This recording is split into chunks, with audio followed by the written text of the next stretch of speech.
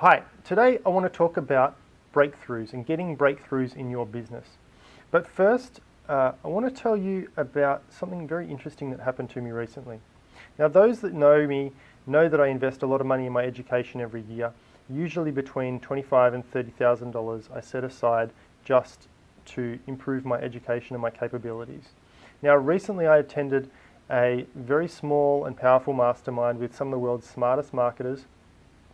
And one of the topics, there were many different things that came up, but one of the topics that I want to share with you today is the difference, the distinction between incremental improvements in business and breakthrough things in business.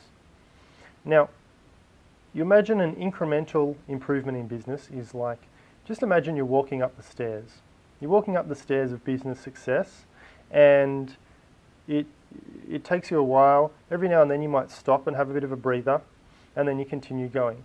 But imagine if an elevator door just suddenly appeared in front of you, and that elevator could take you up to the next floor instantly, or it could take you up 5 floors or 10 floors. That would be a breakthrough. You're incrementally climbing the stairs, and if you jumped in the elevator, that would be a breakthrough to your business.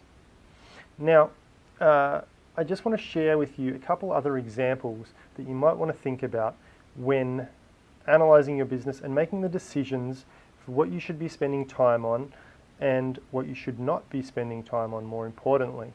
Example of an incremental would be you're working in your business, you're working alone, and you want to work harder. So you decide you're going to spend a lot more time working at the office or whatever you do. You're going to spend a lot more time working. That is an incremental. You could work a lot faster.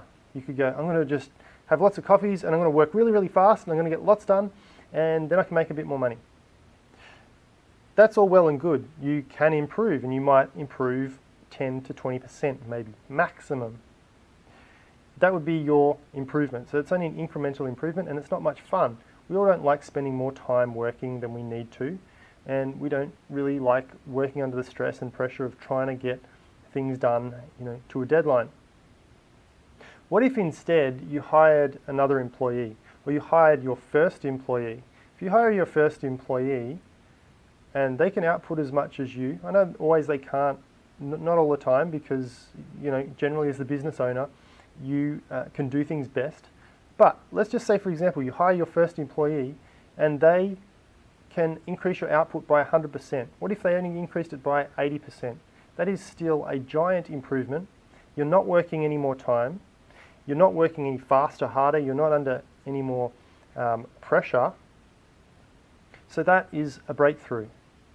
So another one is having one product and trying to improve on it. So you might have a really good widget that you're out there and you're selling, and you decide that you want to make it the best widget in the world and you want to sell more of them.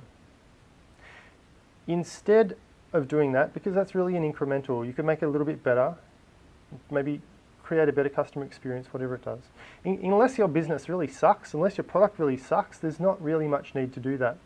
Because if you go and you add another product that complements the first one that other people can buy, that's an instant rise in profits and sales. So you want to think about the breakthrough as opposed to the incremental of trying to improve on something a little bit. I'm not saying that we don't want to strive to do better. I'm always striving to do better in everything that I do. But when it comes to making the decision between where you're going to spend your time, are you going to spend it on incremental or are you going to spend it on a breakthrough, you want to be looking for the breakthroughs. So another one might be, what if you invest all your profits back into the business? Maybe it's a relatively new business, you're in the first couple of years of business, and you're not spending much time to go on a holiday or whatever because you think that you can just invest all that money back in the business and you'll grow it. Yes, you will, and I've done that many times and accelerated the business much faster. But what I've discovered is if you went and raise capital to purchase another business that is strategic to your business, So it'll add a lot of value, or you could bring the customers across, whatever it might be. That is a breakthrough. That is a multiplier and not an incremental. So hopefully you're starting to get the picture now. Working on creating better systems for staff to be more efficient is an incremental. So I know it kind of goes against a lot of rules of business in saying that you should have really good systems for your staff, and I believe that you should. However, if you have automated systems where you don't require staff, that is a breakthrough. If you can automate emails or follow-ups, or automate support somehow, or maximize your product's flaws and capabilities so that you have less support, then you can remove staff, and that is a breakthrough. Okay, having one source of website traffic, maybe you just do Google AdWords and you want to spend more on Google AdWords. You're trying to put in more money, you're trying to spend more time optimizing the campaign to get more out of it. Yes, you can do that to a point and make it more profitable, but after a while it becomes less effective. And so where the breakthrough is here, it's adding another layer or another channel of traffic to the mix. So you might go and you might start with Facebook ads or LinkedIn ads, or you might start doing video marketing. So that is going to be a breakthrough for you, as opposed to trying to increase a little bit more on the traffic source that you already have. Plus, you never ever want to have one traffic source, because it's like having a one-legged table. If that platform comes along, if Google comes along, they decide that they're going to change the rules in AdWords and your business does not comply anymore, boom, your leads dry up and you get in trouble. I used to go to networking events and hang out to meet people, and I see a lot of people trying to sell to the room. A lot of people come up and they're very interested in giving you your business card. Now, I know we're probably all guilty of this at some time. However, what I've noticed, the best networkers do is they sell through the room. So instead of trying to sell, maybe you've got a room of, let's say, 20 people in a networking event. This means your prospects are now 20 people. But what if each one of those 20 people knew 20 people, and you could strike up a relationship with the people in the room to help promote your business? You've now got 20 times 20 prospects, not just 20. And it's a much better way of building relationships than trying to go to a networking event and sell directly to people. So think about that in terms of a breakthrough, or an incremental would be just selling to the room. Fishing in the same pond as all your competition. So a lot of people go and they go to the same space, they look very similar to other businesses, even though you know that you offer a better product or service. You might be trying to compete to get the same customers in the same place. Some people want a discount, which is not an incremental. It might increase sales, but it doesn't necessarily increase profit. And it's just plain silly when you've got other options. You can go upstream. So think about, where are your clients before they come to you? If you're building websites, then before they come to you, they've probably got a domain name.